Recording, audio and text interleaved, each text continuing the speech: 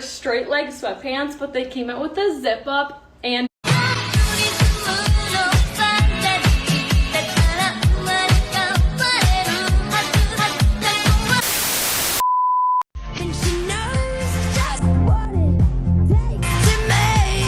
Is this an anti-smoking campaign? Your voice sounds like it hurts. This makes me want to clear my throat and drink water. I mean, good God. Is Jojo Siwa actually serious here? Is she trolling, or is she trying to get into her Diana Ross, Whitney Houston singing bag? Because if so, this ain't it, man. This is not it. And now I'm kind of confused because what happened to this act?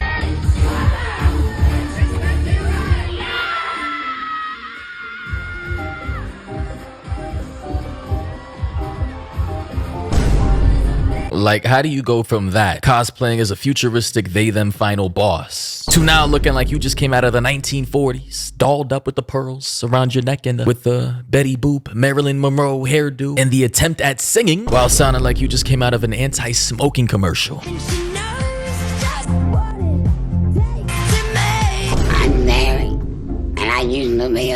I mean, shit, that could have been JoJo Siwa for all I knew, and I wouldn't be able to tell the difference. And honestly, I think somehow, someway, JoJo Siwa, only being 22 years old, is somehow going through a midlife crisis. Because, good God, wasn't she just doing this a few months ago? Yeah.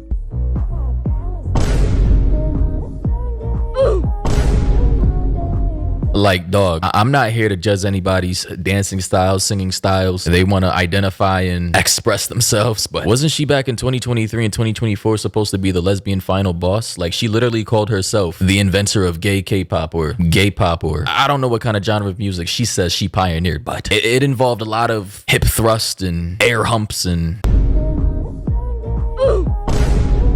I mean, who told her anybody wanted to see this? Like, nah, I gotta run to the bathroom, look in the cabins, and find anything I can find to disinfect my eyes with, because this is just an abomination. She's got Betty Davis eyes. What's up, guys? That's my new track. It's Betty Davis eyes, and I only have eyes for dudes now. Not gonna lie, she sounds just like JoJo Siwa. I honestly can't tell the difference. I think she's got it spot on. Baby, I'm a child wife now. I love being for dudes now.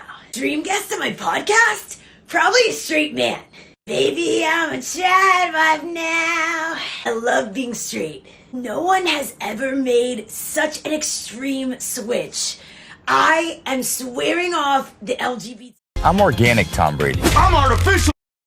EQ community. Honestly, it's just pretty funny how basically JoJo Siwa has abandoned her leadership role as the ambassador for all lesbians in the LGBTQ community. I mean, genuinely speaking, how do you, after years and years of cultivating a fan base that is majority queer identifying, rainbow flag identifying, and then all of a sudden said you pioneered some type of gay pop music, championed everything that was basically anti-straight, then all of a sudden, within a few months, you just completely throw away the entire life, stopped humping things, got a boyfriend, claimed that you're no longer a lesbian, and now you're out here dressed like a 1940s trad wife with the pearls around your neck, the Marilyn Monroe hairdo, and singing like your doctor diagnosed you with COPD. I mean, can anybody in the comment section explain to me how the freaky air humping lesbian to 1940s trad wife pipeline even came to be? Like, genuinely speaking, how did we get here? All the boys that think she's bad, she's got Betty Davis. Oh, that is disgusting. I'm sorry. Just that voice. I can't. And the fact that people are memeing her like this. Why is she singing like this? Genuinely speaking, she's got to be trolling. And now the entire internet is roasting her for trying to sing and failing miserably. All the boys think she's a spy. She's got Betty Davis eyes. All the boys that think she's bad, she's got Betty Davis eyes. I'm actually very disturbed by this. This is like actually sending shivers down my body. No kidding, like no BS, bro. This is genuinely disturbing my spirit right now. Betty Davis eyes. And she knows just what it takes to make a pro blush.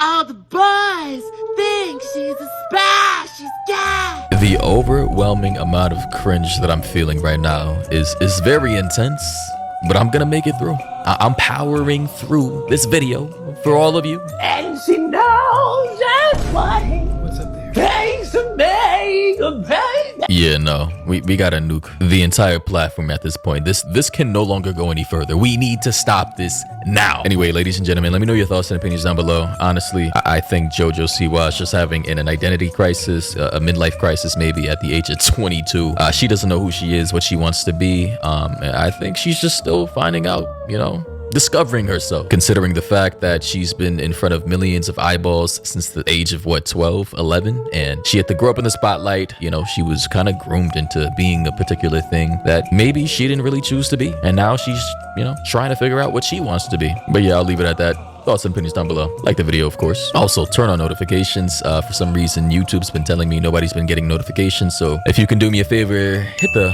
bell icon and literally turn on all notifications. I promise you, I will not spam you with videos. Only gonna be giving you guys the highest quality of memeable content from now on. And yeah, till next time, everybody. Peace out.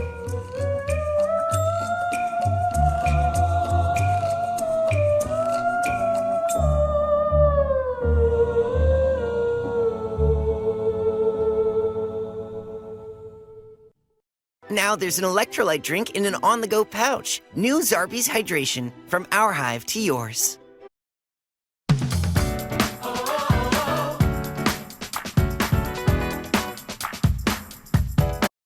I went into Hazbin Hotel with rock bottom expectations, and I ended up kind of liking it. No, don't click off, please.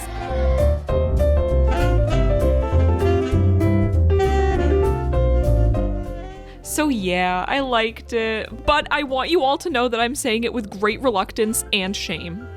Listen, they got me good with the Broadway musicals, y'all. The songs had no business being that damn good.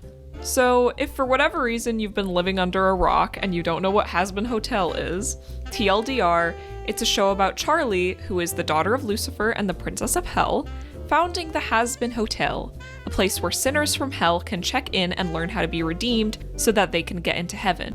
Because of the overpopulation in hell, heaven sends down angels to kill the excess amount of sinners, so Charlie's solution to this genocide is to have sinners be redeemed to decrease the overpopulation, instead of just letting heaven kill everyone.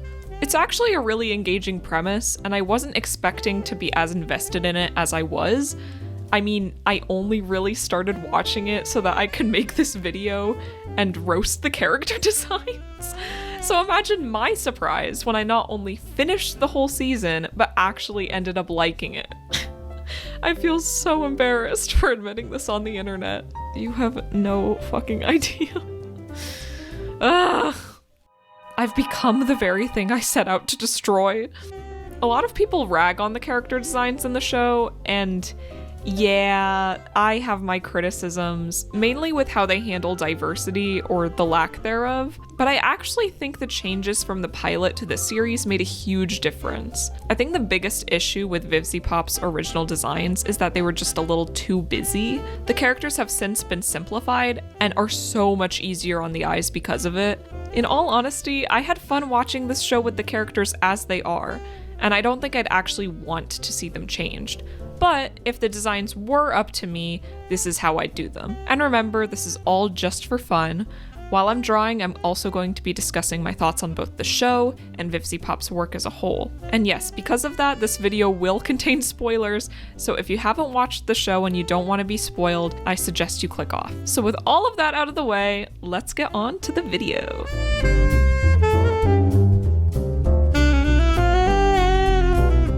Ah yes, Verbalace's girlfriend, I mean Charlie. Charlie, the main character. Yes, that's her. I really like Charlie. I actually think she's a pretty good main protagonist. I like how she's essentially a modern Disney princess in an adult cartoon. It's so funny how out of place she is in a show like this one, where every single character is essentially gruff, mean-spirited, pessimistic, or downright insane. She gives the optimism and levity that this show needs in order for it to still be fun to watch. Although it is very clear that Charlie, what with being a princess and all, is very sheltered and somewhat naive when it comes to redemption. She has the best of intentions, but her execution falls flat most of the time since she's never really had to experience or know the type of evil that these sinners are capable of or have experienced themselves.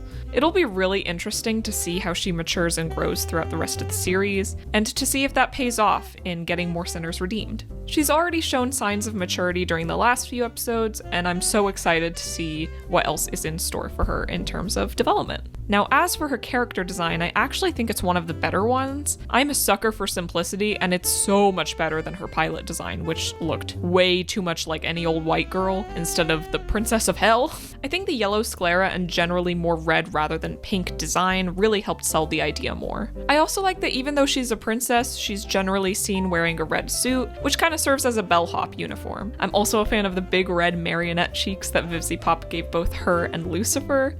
It's both cute and a little creepy, which is fitting for the show that they're in. With all of that being said, I do wish some aspects of her demon form were more present in her regular design. We still need that extra mile to sell that she's non-human, if you catch my drift. So I gave her these really pointy ears and made the end of her braid kind of resemble a devil's tail. I was debating adding permanent horns for a long time, but I decided against it because I didn't want to overcomplicate her silhouette. Besides, it does kind of add to the coolness factor of seeing her in her demon form. Ooh, and something interesting I've noticed from a lot of other redesigns is that a lot of other artists tend to interpret Charlie to be more of a goat-like creature, presumably because of her black nose and the hooves. I still personally wanted her to look more human than goat, since I didn't intend for Lucifer to look like a goat, and he's her dad, so... Also, Lilith's her mom, and she's a human too, but I still wanted to make her nose have a more animal-like quality to it, which is something I intend to give Lucifer as well. Overall, I think she looks really cute. Her design definitely came most naturally to me, and it's also the one I changed the least from how she looks in the show. But speaking of Charlie, I love her, she's my girl, she's the main character, but now I think it's time we talk about her girlfriend.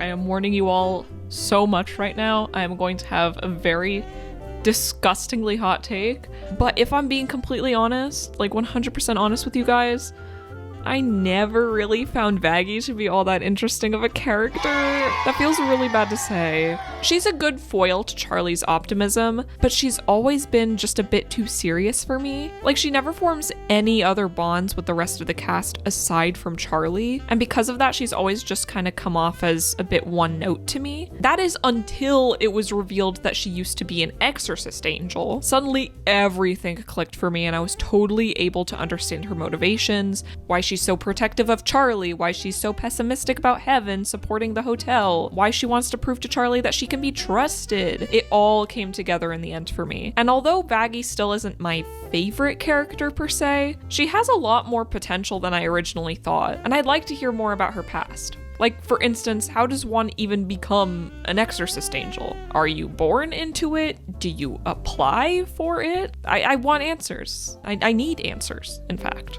Also, I really want her to form relationships with other main characters too. She's a bit too reliant on Charlie, and I'd like that to maybe get addressed at some point. Maybe her guilt about being an exorcist angel has made her shut a lot of people out. I don't know.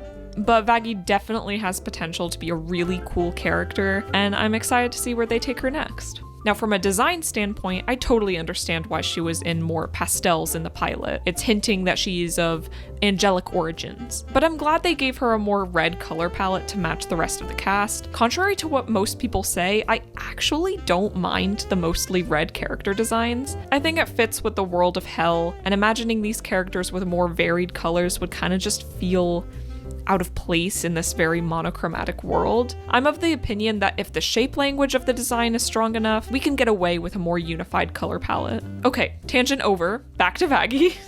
I actually think the X on her eye is enough of a hint to her still being an angel, because we want to show that she's still more aligned with hell than heaven. Although something I am kind of confused about is that allegedly Vaggie is supposed to be based on a moth. I don't get that at all in her design, other than maybe her hair. That's another thing that the world building really needs to address. Like, I get that sinners are transformed from humans to anthropomorphic creatures because it's some sort of divine punishment or whatever, but I have a hard time believing that angels would want to be anything other than a human in the afterlife.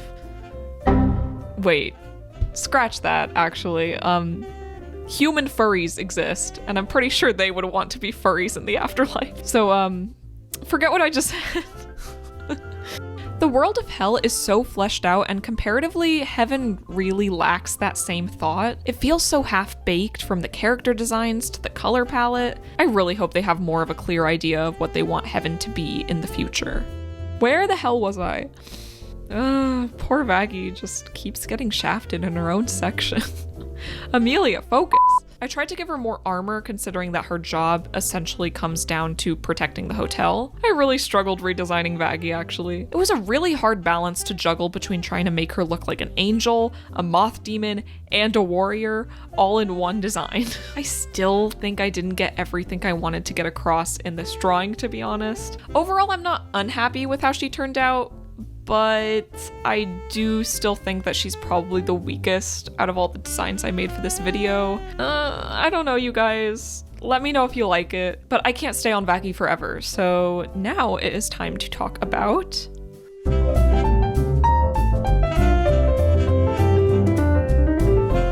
Ah yes, the fan favorite, Alistair. Honestly, I get it, you guys. I totally get the hype. He's basically the breakout character of the series. If you know nothing about Hazbin Hotel, chances are you've heard of or at least seen this guy at least once. And for good reason. Alistair's really fun, just a conniving, manipulative, yet charming villain who is basically pretending to be invested in this whole hotel shtick for the long haul. We don't yet know what his true motivations are, but damn am I excited to find out. If he isn't already a Tumblr sexy man, he's gonna be. Basing a villain around that creepy old transatlantic radio accent is just genius, and that's why his design pisses me off the most. This is such a cool idea for a character, and you make him look like this? Like, there's so many cool ideas you can play with here, and none of them come across in this design. I don't get old-timey radio host vibes at all from this design. And do I even need to bring up the hair? Look at it! Need I say more? Based on interviews with VivziePop, I've gathered that this character has been with her since middle school, so I suppose her nostalgia and sentimentality for his original design outweighed her desire to redesign him for the betterment of the series. Part of the reason why I kind of defend the use of red in every design is that there's so many different shades of it. You can do a different red for each character's vibe. Like, I think it's a huge wasted opportunity to not give Alistair a more sepia-toned, vintage red in his design. I also want him to have more of a glitchy effect to him, to resemble radio static. Wait, also, apparently Alistair is supposed to be part Creole? It definitely didn't get that from his design. Again, the diversity in this show leaves much to be desired, which is honestly my biggest critique. Representation is so important in character design, and I don't think you can call yourself a good designer if you can't include more diverse features to your characters. Other than that though, I took a lot of inspiration from other designs of Alistair I've seen floating around. My Alistair is just an amalgamation of what I've seen and liked from other artists. Honestly, all the designs are. Oh, and I also decided to make his grin have the texture of a mic and his undershirt resemble the front of an old radio. Like, guys, see what I mean? There's so many cool ways to play with this radio host idea. I made his antlers more visible too, as they're pretty much not a part of his silhouette at all in the original design. Like, seriously, sometimes I forget that he even has them. I gave him the ears of a deer too, which also adds a cool element to his silhouette. I know I'm saying silhouette a lot, but I can't stress enough how important it is to creating a successful character design. As much as it seems like I'm roasting Alistair's original design, I don't actually hate it or anything. I just think it was a bit of a missed opportunity to do something really cool. But if you like Alistair the way he is, I ain't saying that you shouldn't. Clearly he struck a chord with people regardless of what I think, but we've got other characters to get through, so I'm gonna move on and start drawing. As an Old Spice hair rescue worker, we're not just rescuing hair health and hairstyle.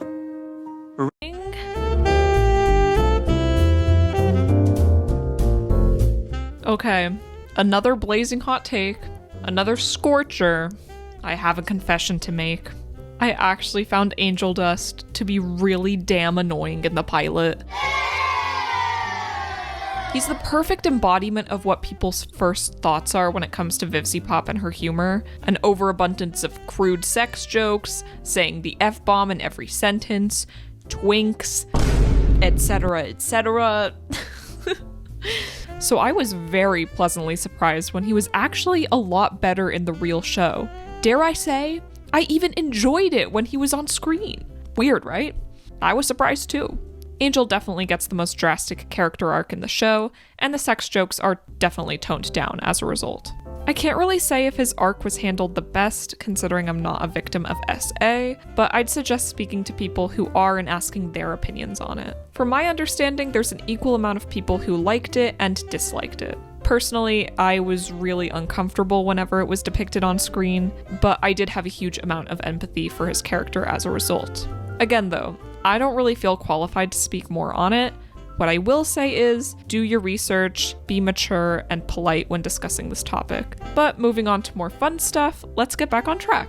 Angel's relationship with Husk is very sweet, and I'm guessing they're gonna make them a thing in the later seasons, but for now I like how they can be vulnerable with one another and that they have each other's backs. Definitely a highlight of the series was watching Angel become a more stable person thanks to the hotel and, by proxy, Husk. Really excited to see more development from both of them. Now, the weird thing about Angel Dust's design is that he has the best shape language out of all the cast, and yet I could barely tell he was a spider. It's simultaneously both a good and a bad design. Frankly, I don't know how they pulled that off. After sketching out a thorax, I think that's what it's called. Anyways, after sketching out a thorax for his design, suddenly everything clicked a little bit better and he read much more like a spider. Like, I don't know why they didn't include this either. He's a porn star and the thorax kind of serves as a weird kind of ass. I'm saying things in this video I never thought I'd say. Anyways, between adding that and some pincers to his design, I think he's looking a lot better.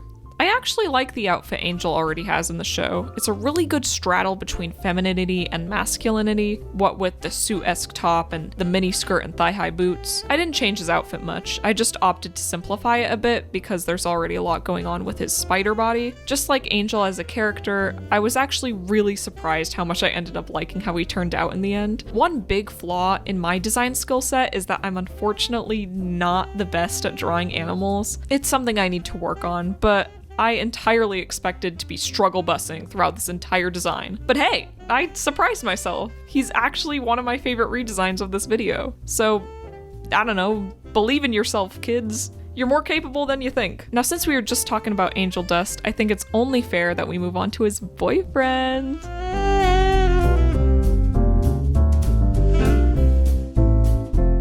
Okay. I was not expecting Husk to be one of my favorite characters, that's for damn sure. I mean, he's voiced by Keith David, what do you want from me? Also, he's a cat and I love cats, I think they're so cute and Husk is so cute and I want to squish his little face. But no, seriously. I actually thought Husk was probably the most perceptive of the cast. He seems really gruff and mean on the surface, but he's got this hidden empathy about him, which I've really come to love. I honestly think he's got a better shot at redemption than a lot of the other sinners, so I think it's kind of sad how he counts himself out a lot of the time. And it seems like he and Alistair have quite a bit of history together. I wonder how much else Husk knows about Alistair's deal. I'm certainly hoping to see more context for both of their backstories in season 2, since apparently Husk was an overlord. You can't just drop a bomb like that and move on like it's nothing. I actually really like how gambling, the thing he's best at, was the thing that got his soul stolen in the end. It's a weird kind of karmic justice and it scratches an itch in my brain. I don't know how else to describe it. Don't get me wrong though, I want Husk to get his soul back. Alistair, I love you, but you're a freak. Period. But yeah, let's talk design now. I mean, come on, y'all. How are you gonna have a character named Husk and not make him have a huskier body type? I literally haven't watched the pilot since it came out, but I swear I gaslit myself into thinking Husk was bigger than he was. But nope, he's always been skinny. Not to worry though, King, I'ma rectify that for you. I also want to include more card references to his design since I actually think it's a big missed opportunity not to include them. Hearts, clubs, diamonds, we're giving him the whole shebang. As I said before, I'm not confident in my ability to draw animals, so again, I was fully expecting to be disappointed in how this came out, but I must be on a goddamn roll because this is another one of my favorite designs. Who knew? Genuinely, who knew? I ultimately decided against giving Husk his wings, mainly out of laziness. I'm so sorry. Look, y'all, Husk was one of the last designs I did for the video, and I gotta be honest, I was tired. And I couldn't find an interesting way to incorporate the wings without it muddling the silhouette. I mean, is it really that big of a deal though? He never uses them in the first place. But yeah, I'm 100% positive that there is a cool way to incorporate his wings into this design. I just didn't want to do it. Also, another sidebar. How come Husk is the only character to be a mix of two different animals? So far, we've only encountered characters who have just one animal in their theme. Alistair, deer. Angel Dust, spider. Nifty, bug. Mimsy, chicken. Wait, what? Anyways, again, I'm just pointing out some of the consistency issues in the world building. Not because I don't like it, I didn't say that. I just want this show to be the best it can be, and there's just a bunch of minor things holding it back that I just want to fix. Oh my god, I literally keep getting sidetracked in these sections. TLDR, Husk is one of the best characters, and if you don't think so, you're lying to yourself. Next.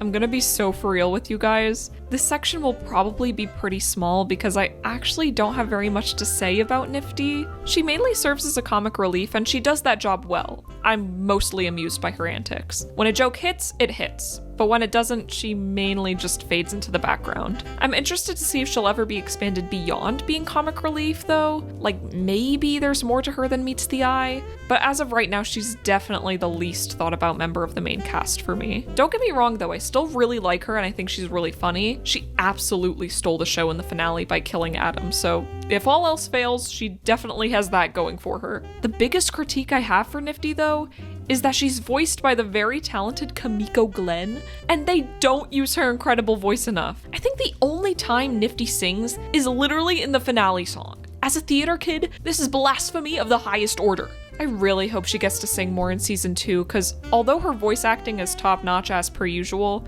her singing voice is even better. Now come on now, she's an icon, a legend, and she is the moment. Anyways, I wanted to base her design more off of a ladybug. I mean, it seems perfect, right?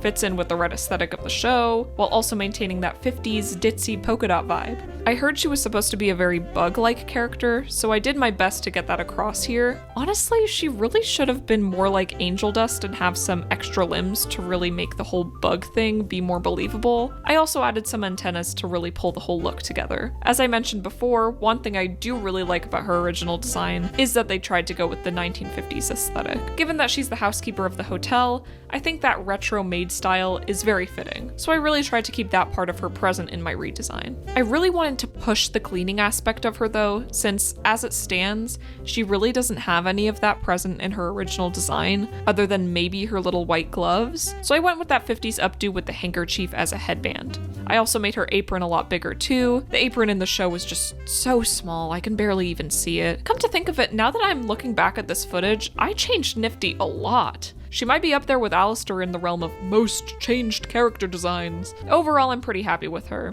I think the ladybug idea suits her pretty well. Okay, we're in the home stretch, people. Last but not least, we are moving on to...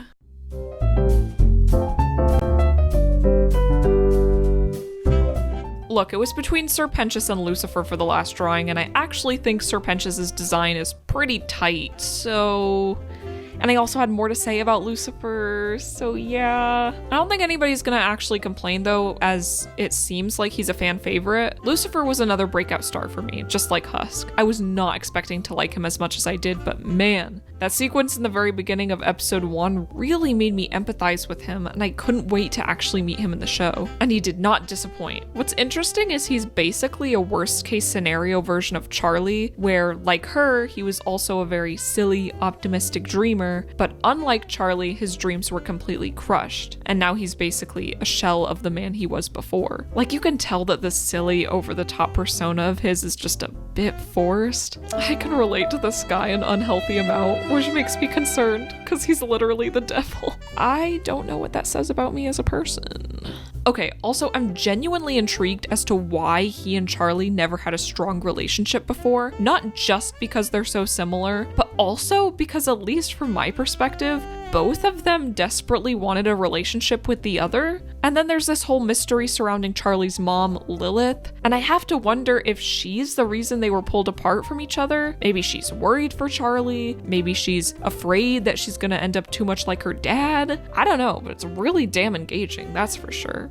I actually like that Lucifer's design is kind of non-threatening. It subverts expectations and it makes it so when he does get angry and turns into the devil, it's more intimidating and fun to watch. Like him beating the shit out of Adam is probably one of my favorite moments in the show. One of the biggest strengths of Lucifer's design is that from the back, he looks like an apple core. Like, come on guys, even if you don't like the show, you gotta admit that's kind of genius. But just like every good thing that this show has, there's also several other bad things. I think one of the biggest weaknesses in terms of character design here, though, is that every single male character wears essentially the same three-piece suit with a bow tie. And that in and of itself isn't exactly a bad thing, but it really screws up with symbolizing the power hierarchy in hell when everyone looks about as cool as each other. So even though in a vacuum Lucifer's design is good, when compared to other cool characters like Alistair or Vox, he doesn't look to be any more special than them. And he should look cooler than them. He's the devil and they're not. So the solution here is to either make Lucifer look cooler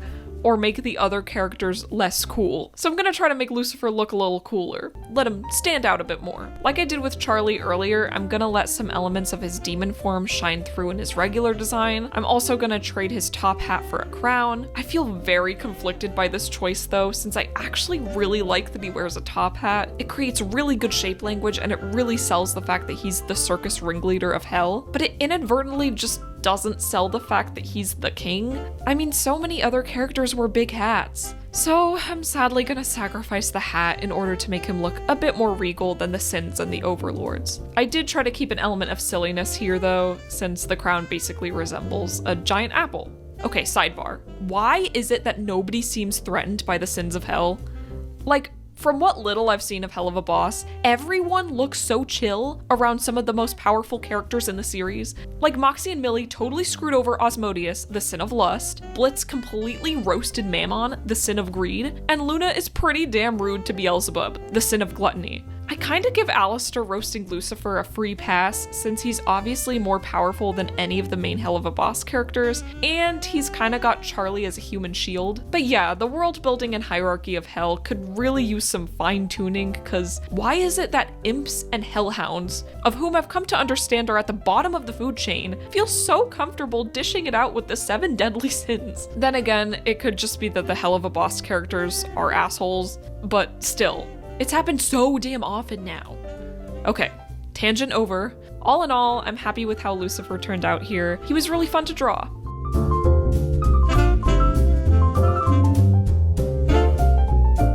All in all, if you go in with limited expectations like I did, you'll actually find yourself pleasantly surprised with Hazbin Hotel. It ain't perfect or anything, and it could just be my musical theater brain talking, but I had fun.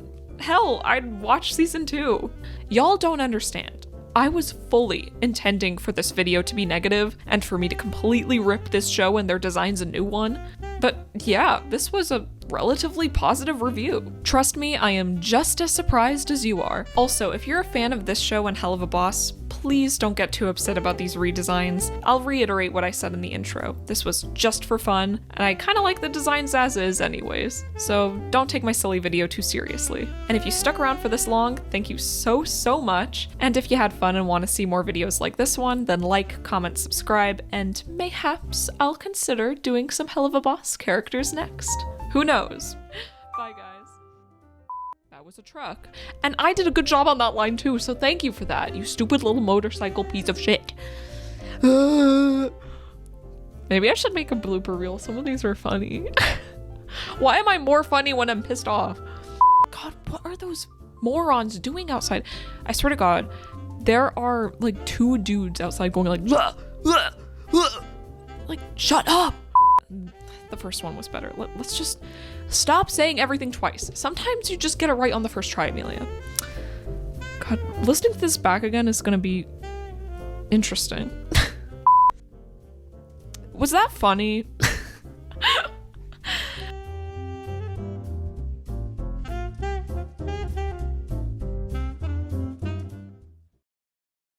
Okay, So, quick story time. After my has-been video blew the hell up, I've been planning a successor to it, as a lot of you have asked me to do. People have been asking me to draw the V's, the Angels, the 7 Deadly Sins, Rosie, Stolas, Blitz, the Imp Crew, fucking Verosica. Who the fuck is that? I don't know. I don't remember. Guys, I get it. We will get to everybody, I promise. For the longest time, I was deciding which characters my Helliverse Part 2 video would consist of, and then I noticed that Has-Been Hotel's sister series, Hell of a Boss, was nearing their Season 2 finale. Perfect time for video postage. For those of you who have no idea what I'm talking about, Has-Been Hotel and Hell of a Boss are both TV shows created by Vivian Medrano, and are actually set in the same universe, Hell. As of November, 3 out of the 7 Deadly Sins characters were yet to be revealed, but then VivziePop said that one of the episodes in the latter half of the season will feature all of the 7 Deadly Sins. And the upcoming episode list said that the final episode would be called Sinsmas. That had to be it, right? Well, needless to say, the sins were revealed in the episode Mastermind, not Sinsmas. But can you really blame me? It's called Sinsmas, for Christ's sake. Now, just to preface before we get started, I'm gonna try to make these redesigns pretty faithful to how they are in the show. I really want to try my best to not change any of the lore here. Obviously, if I were to draw my own versions of the 7 Deadly Sins, I wouldn't draw them how they are in this video. Otherwise, it'd just be drawing the 7 Deadly Sins, and not drawing Hell of a Boss 7 Deadly Sins. Anyways, I thought it would be a fun challenge to draw these characters my way while still retaining their original elements. Okay, that is enough yapping. Let's get started on the video now, shall we? I figured the best sin to start out with was good ol' Osmodius, as he's the character who's shown up in the most episodes. By the way, I've done a lot of research into VivziePop's shows for this video, so for those of you who are a little stumped right now, as I've said before, both TV shows Has-Been Hotel and Hell of a Boss are set in the same universe, which is Hell. And in Hell, there's 7 realms, or rings per se, and each one corresponds to a deadly sin. Pride, wrath, gluttony, greed, lust, envy, and sloth, in that order. Each ring of Hell is color-coded too, which I actually think is a really cool detail. Pride, the ring that Has-Been Hotel is set in, is red, wrath is orange, gluttony is yellow, greed is green, lust is blue, envy is purple, and lastly, sloth is pink. So if you decided to watch Hell of a Boss after watching Has-Been Hotel and were wondering why Hell is suddenly blue now, it's probably because the characters were visiting the lust ring. As a side tangent, this is actually some really interesting world building that never gets expanded on in either of the TV shows. I mean it, guys. There's actually zero exposition that lets us know how Hell works. In order to find all this out, I looked at tweets of people who worked on the show's Wikipedia page, and generally just word of mouth from other fans. Point is, really wonderful world building and ideas here, but it's a shame that just watching the 2 TV shows in full didn't give me this information. Okay, let's circle back to Ozzy. Okay, now when I first look at Osmodius, I don't really see him as the sin of lust at first glance, which could be a good thing. In the realm of character design, sometimes it's really beneficial to go for a more subtle option. And there's some good stuff going on in Ozzy's original design too. For instance, the fact that his whole shtick is that he's a Moulin Rouge drag performer is actually kind of ingenious. The combination of a very masculine body type and suit and a feminine short skirt and thigh-high boots is really original. Generally, most takes I see on the Sin of Lust feature a very voluptuous woman, kind of an Aphrodite type. But this is so much more unique since it combines both feminine and masculine qualities that people generally find attractive. I think where Ozzy's design loses me is the colors. When I think of blue, red, and black, I really just do not think of lust. Now, Ozzy has to be blue because that's the color of lust as a ring in general. But VivziePop fans, please hear me out because I'm about to cook. Lust is commonly associated with Valentine's Day colors, right? Reds, pinks, and purples. Now, when I think of lust, I think of the color purple, but the color purple is already taken by another sin, which is envy. And when I think of envy, I think of the phrase green with envy. So I bet now you're thinking, oh, Miss Wisteria, that means we should make envy green so that lust can be purple, right? Wrong, because guess which other sin has the color green? Greed, because of money. And you know what? I actually do think greed should have the color green. It's like a match made in heaven. Or hell. But not to worry, students, because what we can do is literally just switch lust and envy's colors. But Miss Wisteria, doesn't that mean envy would just be blue? That doesn't fit either. Ha! That's where you're wrong, dear student, because guess what color is in the blue family? Teal, which is a mix of green and blue. So technically, if we make envy teal, she's still green with envy while also being blue. And just to sweeten the deal, apparently the envy ring is set underwater. And what color is water? Well, technically water doesn't have a blue. Hey, Vivian Madrano, we should be friends. I'm full of great ideas. Wait, what are you doing with that button? I know, I said it wouldn't change any of the lore for the characters, but god damn it, I am dying on this hill. I think I'm right about this. I promise you this is the one lore thing I'm changing. I've read that Osmodius is either a chimera or a rooster, and just by looking at him, I'd say he's a mix of both. I decided to lean more towards the chimera route since that gives me a little bit more freedom in my design. Chimeras are mythical monsters, but they've been depicted in so many different ways across fiction that I decided to make him more of a dragon lizard type creature with lion-like elements. I also wanted to keep his two little fire heads from the show as well. I think they're so cute and I love the way they're animated, so I really wanted to keep them. Aside from that, I kind of just gave him a fruitier costume, you know, just so that the people in the audience know that he's limp-wristed. Believe it or not, I actually had a lot of trouble with Ozzy, so let me know if he's up to snuff or not. He's definitely one of the characters I've changed the most for this video, though I still wanted to keep the spirit of him still there. If anything, he'd at least do well on RuPaul's Drag Race.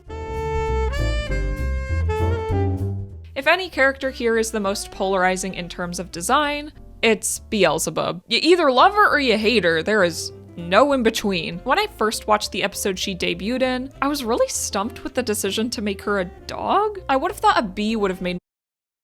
At Wayfair, we get pretty excited about furniture. Around here, it's not a patio, it's patio. Oh, I love. The world of TikTok theater kids was brought to its knees in the early 2020s due to the actions of an alphabet impersonator